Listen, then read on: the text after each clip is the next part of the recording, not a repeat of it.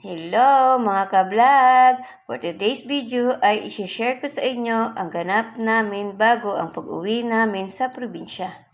Dalawa ang naipon namin na 1.5 liters. So, eto na nga. After 1 year, finally binuksan na namin ang aming alkansya na dalawang 1.5 liters na bote. Yes mga kumare, literal na bote ng soft drinks na ginawang bangko. Grabe, ang tagal din naming hinulugan to. Kada may sukli na barya, diretso hulog. Minsan nga, kahit 5 pesos na lang natira sa akin, hinuhulog ko pa. At eto na nga, dumating na ang moment of truth. Inalis na namin ang mga naipon sa loob ng 1.5.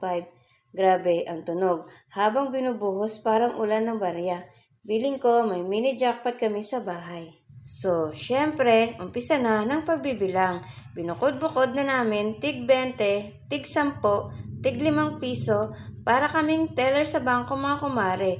Ang bilis sa lamesa, akala mo may pasweldo. At dahil very organized tayo mga kumare, ito na si Scotch tape. Yes, may pa-Scotch tape pa kami para mas madali ipabuo.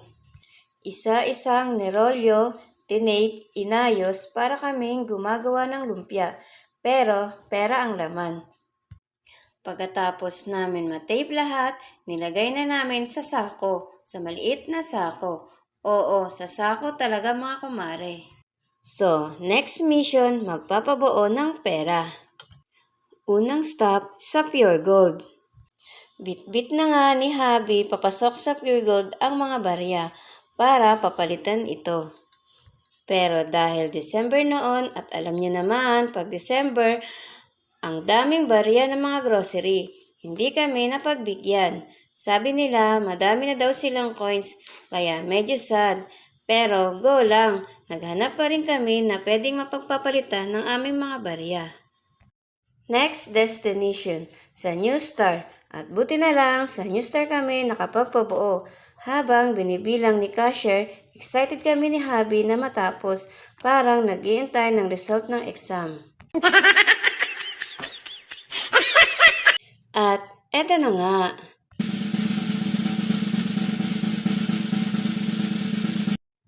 Naka 16,000 pesos kami ni Habi. Oo mga kumare, naka 16K kami sa mga barya lang. Hindi mo aakalain na yung pag ganun-ganun lang nahulog, aabot ng ganun kalaki. Talagang mapapasabi ka na lang ng grabe, ang lakas pala ng power ng barya. Kaya guys, lesson learned.